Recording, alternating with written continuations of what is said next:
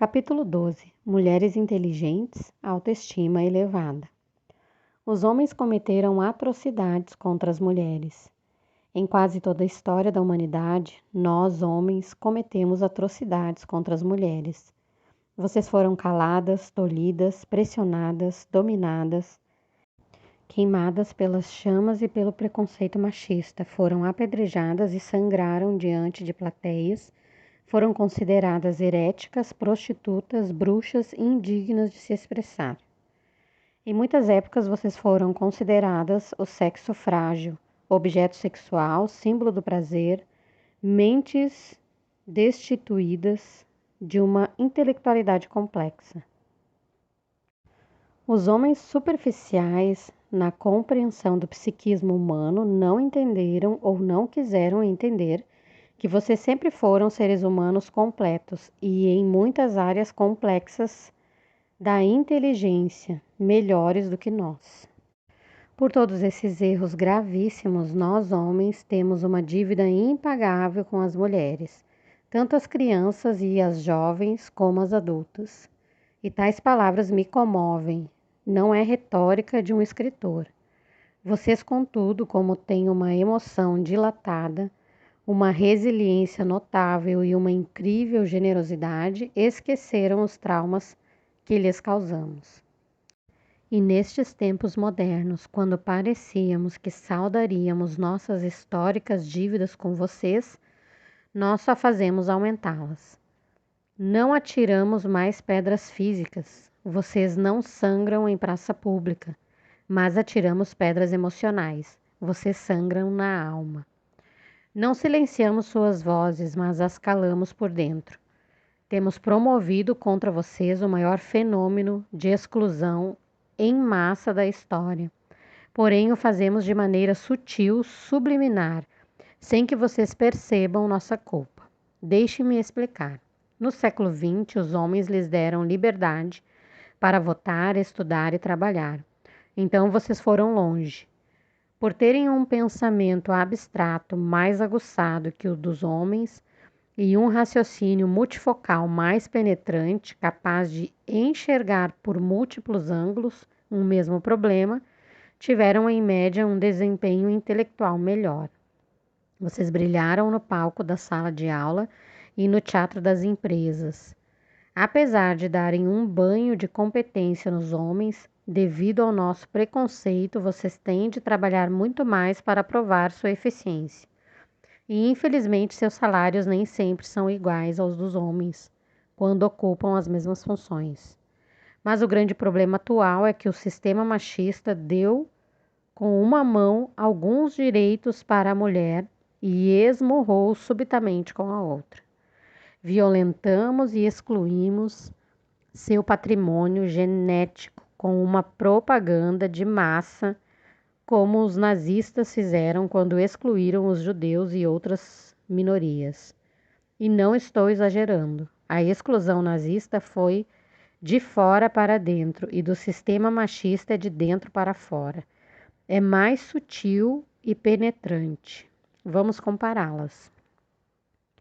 O fenômeno da exclusão de massa. Durante anos tenho pensado e escrito o romance histórico Hitler e o Colecionador de Lágrimas.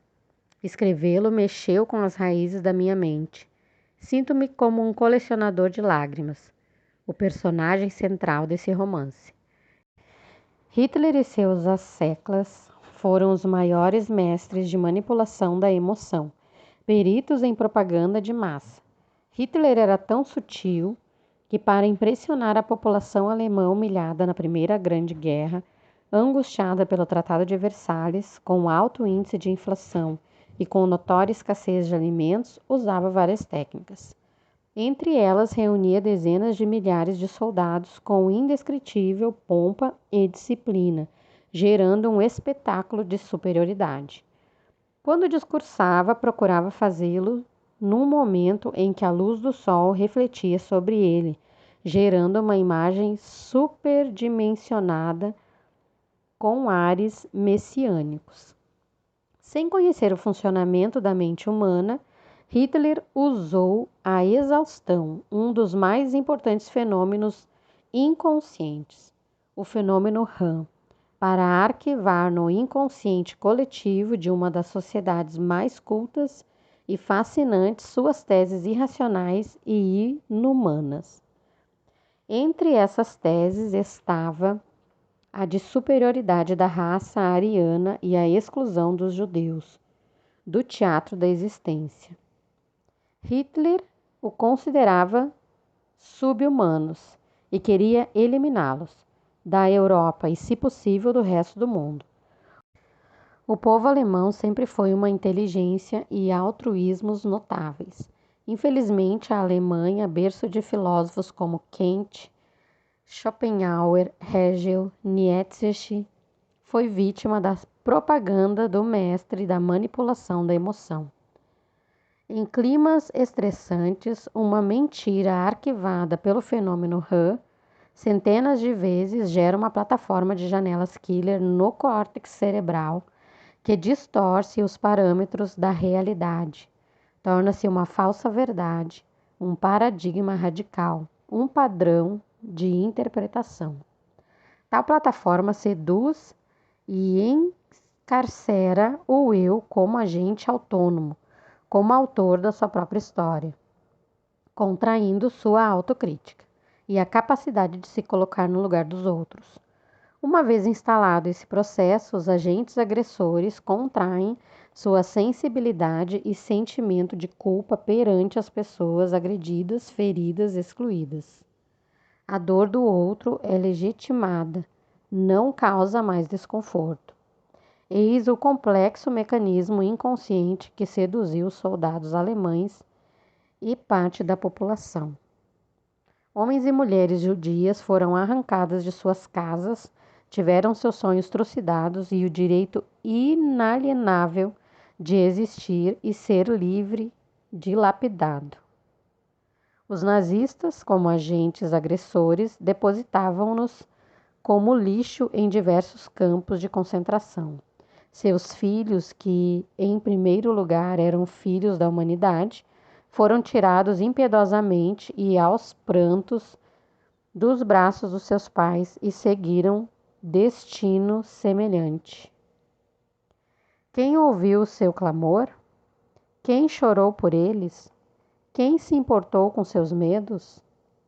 Quando a dor é legítima, o Homo sapiens torna-se Homo animals. Excluídos do direito de viver, foram mortos em massa. Mais do que os alemães daquele tempo, nossa espécie cometeu um crime contra si mesma. Ela tem uma incrível facilidade tanto para se autopreservar como para se autodestruir. A espécie humana cortou a própria carne, mutilou o próprio corpo, foi às raias da insanidade. Nem mesmo doentes mentais foram poupados, seres humanos que precisam de diletos apoios, mãos estendidas, proteção para sobreviver. Levados para laboratórios, tiveram o cérebro exposto e analisado por falsos cientistas ou serviram como teste para as câmaras de gás. No livro Hitler e o Colecionador de Lágrimas, um professor de história de origem judaica, especialista em nazismo, conhecendo todas essas atrocidades, recebe o mais tentador dos convites de um grupo de cientistas e das Forças Armadas. Entrar em uma máquina do tempo e usar todo o seu conhecimento e habilidades para eliminar Hitler e mudar a história. Ele viverá a dor dos psicóticos, o drama das crianças, o desespero das mulheres judias. Sairá da história teórica e viverá o drama da história viva. Correrá o risco de se perder no tempo, de ser mutilado ou assassinado para tentar mudar o destino da humanidade. Será isso possível? Se você recebesse esse convite e tivesse a oportunidade de eliminar Hitler e mudar a história, teria coragem de executar essa tarefa? E se tivesse coragem, quando o eliminaria? Quando Hitler fosse adulto ou criança? Seria mais fácil eliminar Adolf Hitler em sua infância, mas se o fizesse, não estaria usando a mesma tese da exclusão que o próprio Hitler defendeu? Mas se tentarem eliminar o Hitler adulto e o culpado, os riscos serão muitíssimos. O que fazer? O professor de história viverá grandes dilemas. Outra tese que proponho: novos Hitlers surgirão no futuro? Sem dúvida, e serão tão ou mais carismáticos do que aquele que nasceu no dia 20 de abril de 1889, na minúscula aldeia de Braunau, na Áustria. Terão eles habilidades para manipular massas? Sem dúvida. Hitler tinha o rádio, esses outros terão mídias poderosíssimas. A humanidade estará preparada para abortar a ascensão deles? Provavelmente não. Se a Alemanha culta foi enredada, dificilmente outros povos não serão seduzidos, ainda mais quando, no sistema educacional mundial, formamos muito mais repetidores de ideias do que pensadores. Só o desenvolvimento de pensadores com um eu livre, autônomo, autocrítico e altruísta pode vacinar-se contra teses exclusivistas. Reitero, em tempo de estresse, o instinto tende a prevalecer sobre a razão, a agressividade sobre a generosidade, as janelas killer sobre as light. Vários Hitlers surgem a cada ano. Eles só não têm o meio de cultura para crescer. Estamos mais despreparados do que imaginamos para abortá-los. E cito a exclusão das mulheres nestes tempos modernos como o grito solene da nossa impotência e incompetência. Estimadas mulheres, talvez vocês nunca recebam o convite para entrar numa máquina do tempo e mudar as violações dos direitos humanos na história, mas gostaria de convidá-las para entrar em seu tempo e mudar a história viva que se passa diante dos seus olhos, pelo menos a sua história. Vejamos a dimensão dessa exclusão e as suas gravíssimas consequências. Um sequestro emocional. Está em curso um tipo de exclusão não menos violento que o propalado pelo nazismo, embora muito mais sutil, que tem varrido como um tsunami a autoimagem e a autoestima das mulheres, debelando sua saúde psíquica, incluindo as crianças e as adolescentes.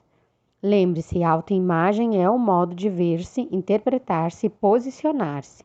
Autoestima é o modo como nos sentimos e nos relacionamos conosco. Hitler propagandeava o padrão estérico superior da raça ariana, loiros, olhos azuis, altos, fortes, bem torneados. Do mesmo modo, o sistema social atual difunde o padrão superior de beleza, que representa a exceção genética e que, portanto, só pertence a um pequeníssimo grupo de mulheres. Curvas bem definidas e arredondadas, quadris arqueados, rosto e lábios bem torneados, cabelos lisos, corpos esquálidos e magérrimos, e até desnutridos pelos padrões da medicina. Não sou contra as modelos, elas também são mulheres notáveis e passam por altos níveis de estresse. Aliás, as modelos são mais sujeitas a depressão, anorexia e bulimia do que a média das mulheres, pois vivem debaixo da ditadura das cobranças.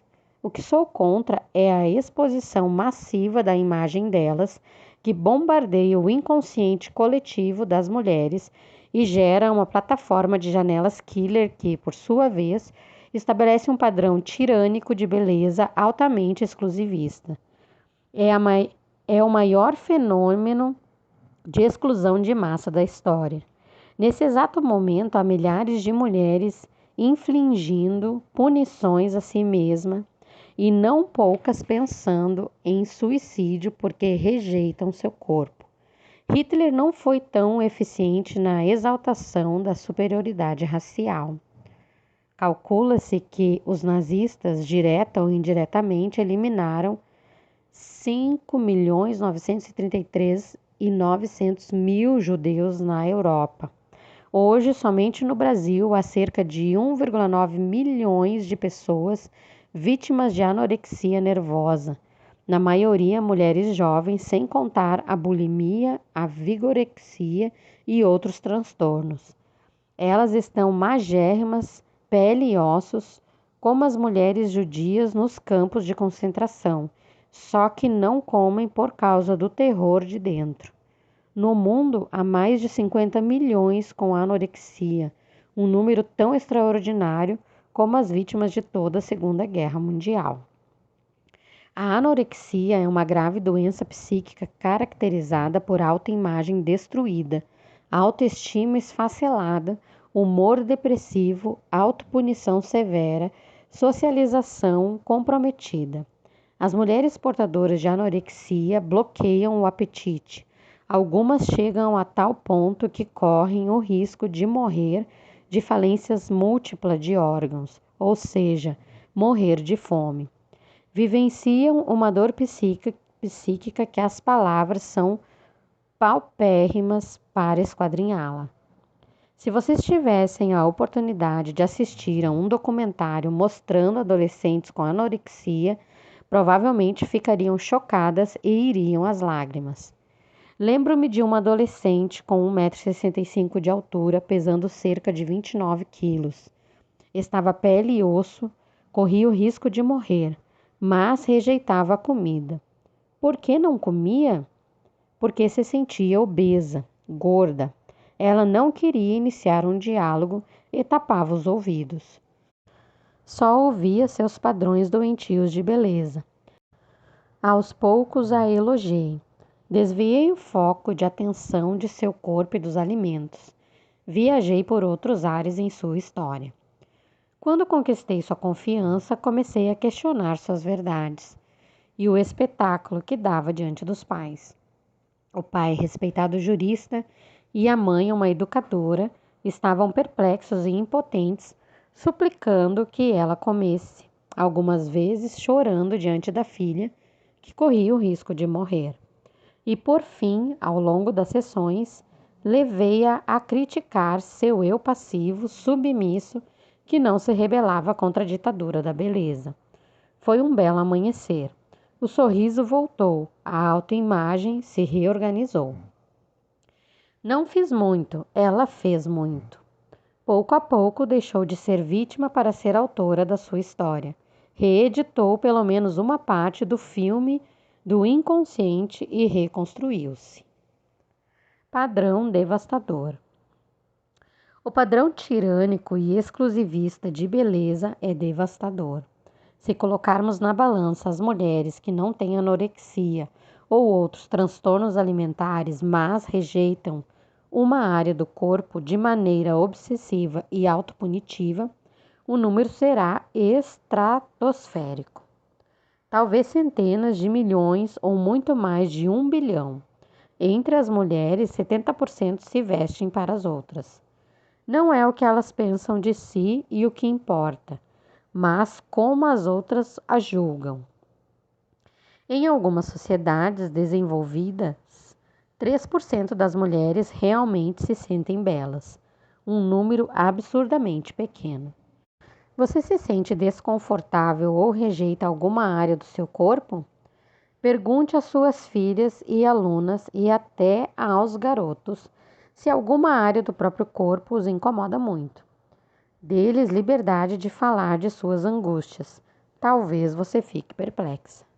Na época do nazismo, havia campos de concentração como Auschwitz, Treblinka, Belzec.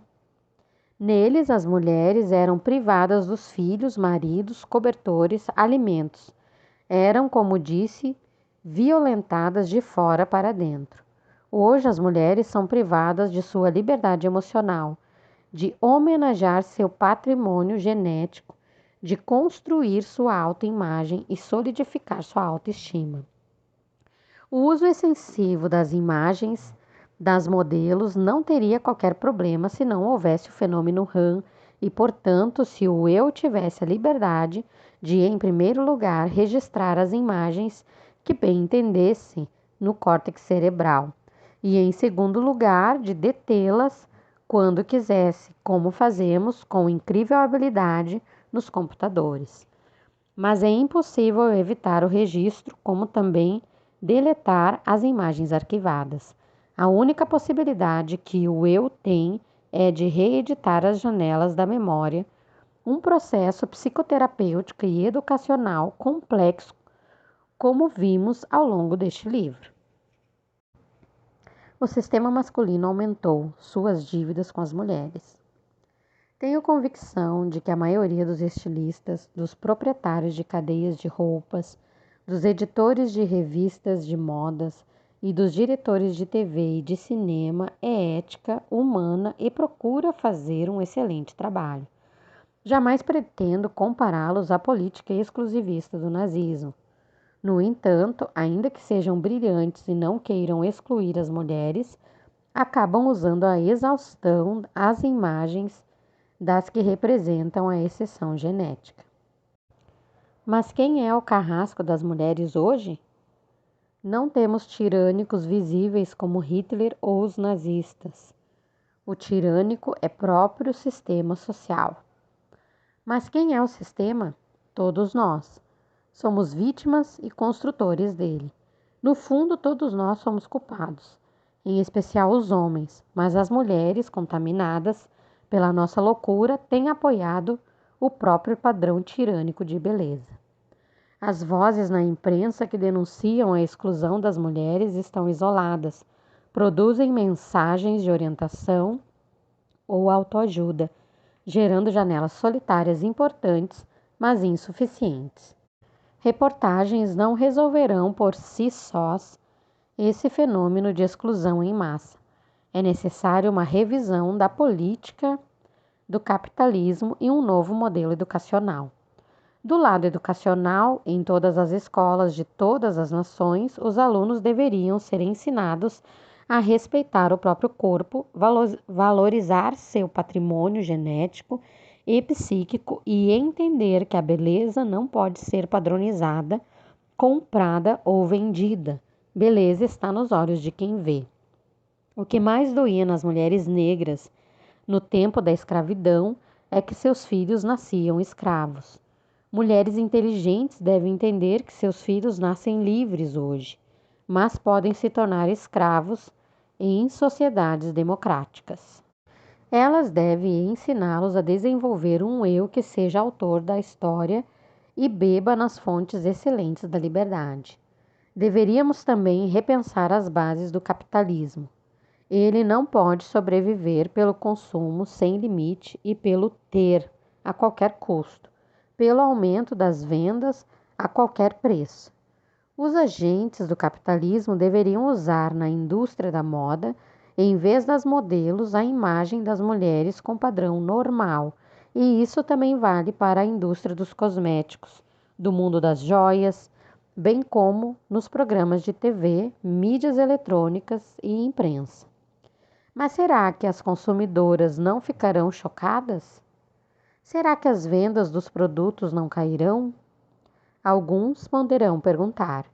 Talvez na fase inicial essa quebra de paradigma não atraia nem sequer as mulheres normais, em razão das plataformas no inconsciente coletivo, mas aos poucos a saúde psíquica será promovida e as vendas retornarão. Assim como as empresas que cuidarem do meio ambiente terão a preferência do consumidor, as empresas que cuidarem do meio ambiente emocional das mulheres conquistarão também sua preferência. Espero sinceramente que vocês lutem por isso. Como se fabrica um monstro? As mensagens subliminares foram proibidas no passado, pois comprometiam o direito inalienável do consumidor de escolher. Introduzia-se uma foto de um produto em uma pequena fração de segundo num rolo de filme sem que o consumidor percebesse. Após a exibição do filme, ele saía com o desejo de possuí-lo. Quando uma mulher magérrima vende um celular ou uma marca de cerveja, o fenômeno RAM registra na mesma janela o produto e a imagem da modelo, gerando uma ponte subliminar entre eles. Eis o perigo. Procura-se o produto conscientemente. mas inconscientemente busca-se a imagem da modelo que o vendeu. Há um consumo subliminar cruzado que destrói a liberdade da mulher. Imagine o desastre que está acontecendo com nossas crianças e adolescentes. Queria perguntar às mulheres: Hollywood as discrimina? Sim, ainda que não conscientemente. Vocês já viram casais cheinhos ou gordinhos fazendo um par romântico? Eles só fazem comédia, mas a vida não é uma comédia. Essas mensagens subliminares devastam o invisível, a maneira como vemos, reagimos e interpretamos a existência. Certa vez, um famoso engenheiro construiu um edifício todo de tijolos à vista. Foram 2 anos de labuta. Ele ficou felicíssimo com o resultado até que viu um bendito tijolo um pouco fora do lugar. Toda vez que se aproximava do edifício, sabe qual tijolo ele focalizava? O próprio. Observava e registrava através do fenômeno RAM. O tal tijolo ficou gigantesco. É muito fácil fabricar monstros em nossa psique. Você fabricou alguns?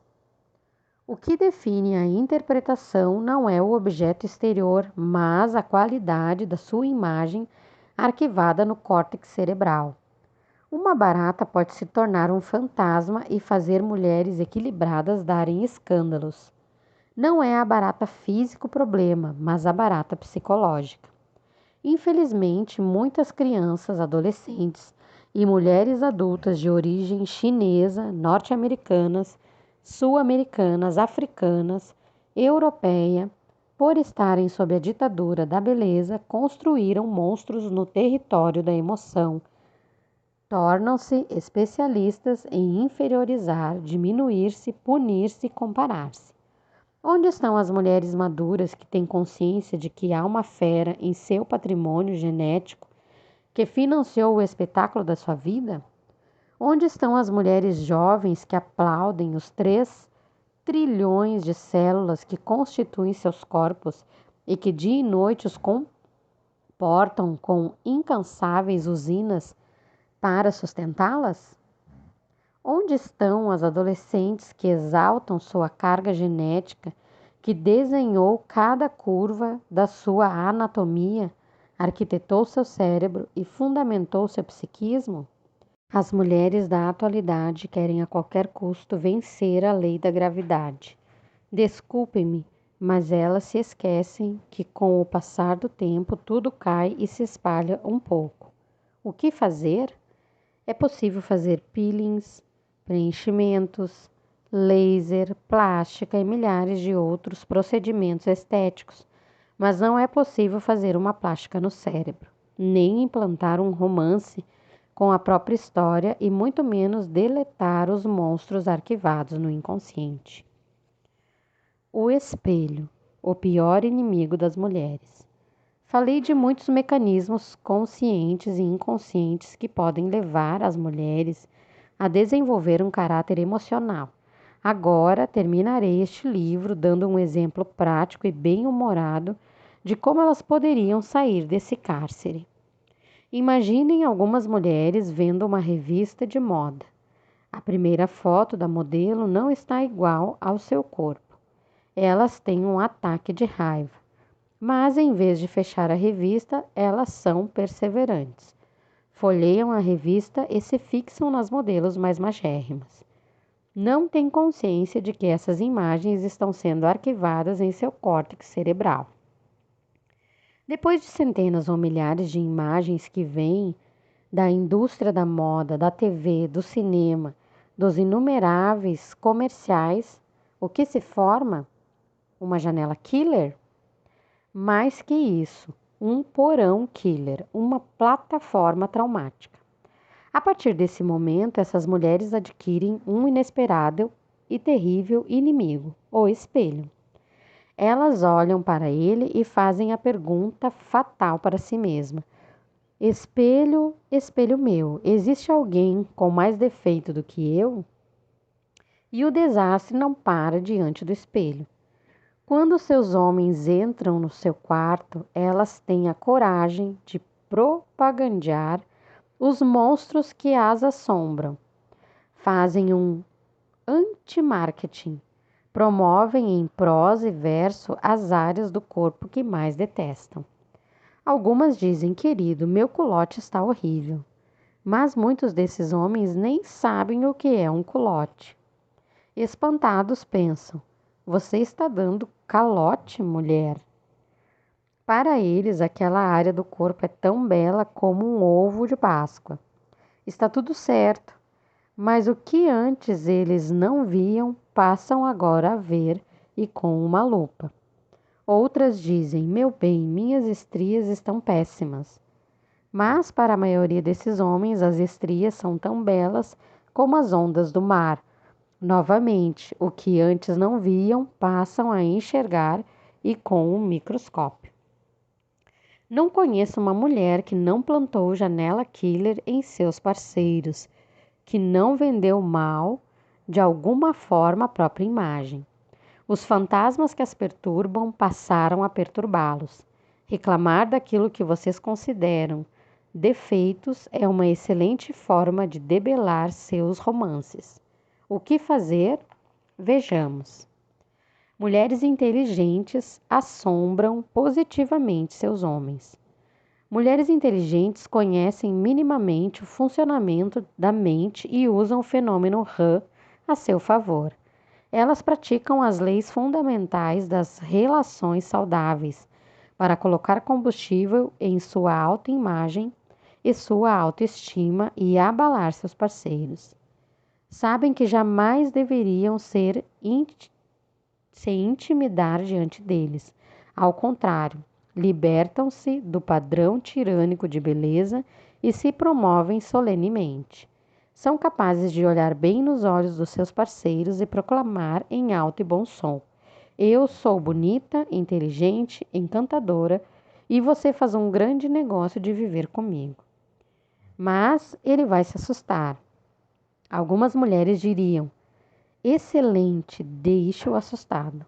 Talvez até se pergunte: que mulher é essa? Eu não a reconheço. Nunca vi tão confiante. Jamais permitam diminuir-se, inferiorizar-se ou desprezar-se. Se não conseguirem se promover, é melhor silenciar. A sabedoria do silêncio traz mais frutos do que o som das velhas reclamações. E se puder chocá-lo mais ainda, acrescente: e olhe lá, se não me quer, tem quem me queira. Ao ouvi-la, talvez seu parceiro fique até desesperado, o que não é ruim. Não se preocupe se ele perder algumas noites de sono. O amor agradecerá. Queridas mulheres, reitero, o sistema social machista tem uma dívida histórica impagável com vocês. Vocês foram tolhidas, caladas, apedrejadas ao longo da história. Em nome de todos os homens inteligentes, gostaria de dizer: muitos se dobram diante de reis devido ao seu poder, outros se curvam diante das celebridades devido à sua fama, mas nós humildemente nos curvamos diante de cada uma de vocês. Saibam que sem vocês nossas manhãs emocionais não teriam orvalho, nossas primaveras intelectuais não teriam flores, nossos oceanos sociais não teriam ondas. Sem vocês, mulheres, o céu da humanidade não teria estrelas. Muitíssimo obrigado por existirem e serem fascinantes.